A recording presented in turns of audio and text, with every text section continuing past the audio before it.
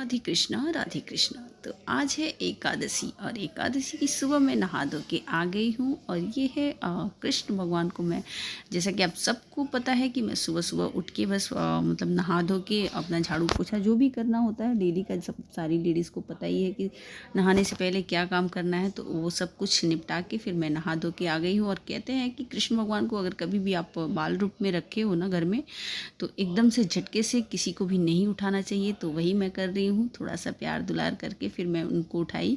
उसके बाद आज एकादशी है तो मैंने विष्णु भगवान के आगे दीपक भी जलाया था। और डेली वैसे नहीं जलाती हूँ, लेकिन एकादशी के दिन जलाया जाता है। देसी घी का दीपक जलाया और प्रसाद का भोग लगाया था। और ये सुबह 9:30 बजे पूजा करने के बाद फिर एकदम से चाय की तलब होती है, तो चाय पीने आ गई मैं। चाय वाय पी के और घर में पूजा रखी हुई है, जैसे रुद्राभिषेक की पूजा है तो 2 दिन बाद है। तो ये एकादशी के दिन का था, तो वो मैंने क्लिप दिखाया आपको। और फिर चाय वाय पी के मैं आ गई हूँ थोड़ी सी साफ़ सफाई करने, क्योंकि बारिश का टाइम चल रहा है तो कब बारिश हो जाए कोई भरोसा नहीं है। तो ये मैं वही बोल रही हूँ, जब साफ़ सफाई करके ऊपर का पर्दा वगैरह सब कुछ हटा लिया, पंखे वगैरह सब साफ़ कर लिए, तो फिर आके वही मैं बोल रही हूँ कि आज पूरा दिन मेरा कैसा वो हो गया, मतलब मेरी शक्ल कैसी है ऐसा मैं बोल रही हूँ। और मेरा व्रत भी था एकादशी का। तो 3 बज गए थे काम ख़त्म करते करते। तो फिर मैंने कान्हा जी को भोग भी मैंने सुबह तो मैंने लगा दिया था, जो भी मैं पूजा करती हूँ तो लगा देती हूँ। और ये फिर मैंने दोपहर में साबूदाने की वड़ी बनाई थी तो वो भोग लगाया, फिर खाया। और ये है कल कल जो सोमवारी था ना उसका। तो सुबह मैं नहा धो के आई और साड़ी पहना था मैंने था घर में, पूजा वगैरह सब कुछ कर लिया था सुबह मैंने।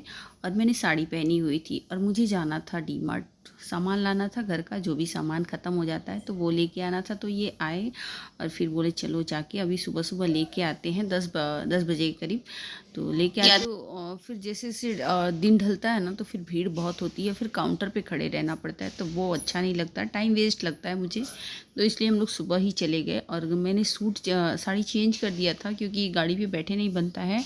और बड़ी वाली गाड़ी हमारे पास है पर बेटा लेके गया था, तो अब सामान भी लेकर आना ज़रूरी था। तो मैंने सोचा चलो गाड़ी से स्कूटी से ही चलते हैं और लेके आएंगे। ये मैं डी मार्ट पहुँच गई हूँ और वहाँ से हमने ट्रॉली लिया। और ये देखिए अभी बहुत ही, मतलब सुबह का टाइम है ना तो भीड़ बहुत ही कम है, अभी धीरे धीरे लोग आ रहे हैं बट कम है अभी। तो इसमें हमारा सामान वगैरह सब कुछ हम ले लेंगे। लेके हम आ गए हैं घर पे। तो आने के बाद तो भैया थोड़ा सा तो चाय चाहिए।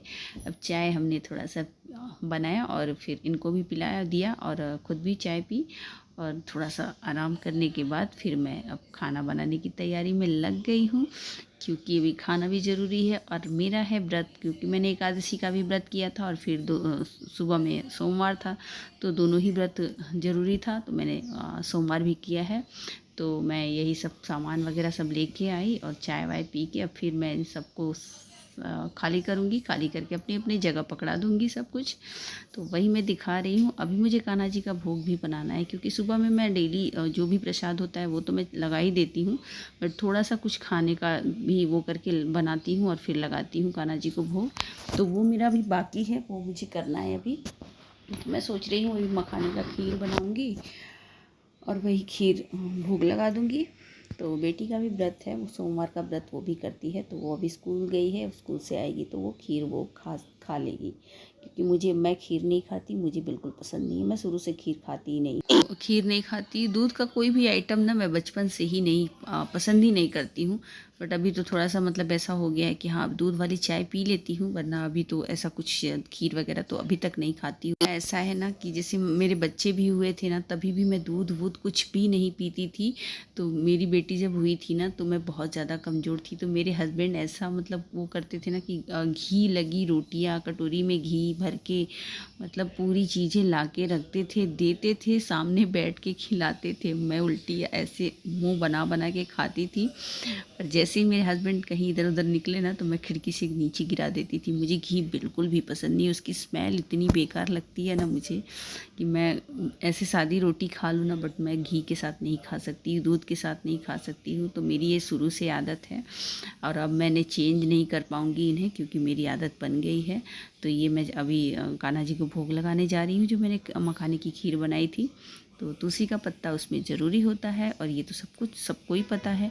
और कान्हा जी को अगर रखे हो ना तो थोड़ा सा अपनी शक्ति के हिसाब से अपने मतलब शरीर में आपको जितना भी एनर्जी है उस हिसाब से आप भक्ति करो, ज़रूरी होता है अगर रखे हो घर में तो। बाकी तो अपनी श्रद्धा के ऊपर है।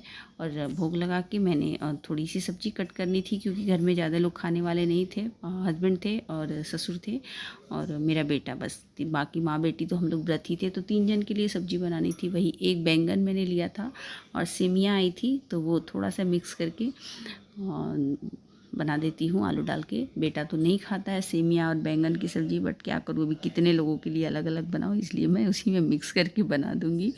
उसको भी बेला फुसला के खिला दूँगी, खा लेगा। और बेटा तो थोड़ा बहुत सुन भी लेता है, कर लेता है, मतलब जो बोलती हूँ। बेटी तो मुझे, अगर उसको, मेरी बेटी को तो अगर कोई चीज़ नहीं खानी है ना और नहीं पसंद है तो वो हाथ तक नहीं लगाएगी उसको, मतलब वो ज़िद्दी बहुत है, उसको जो चाहिए बस चाहिए।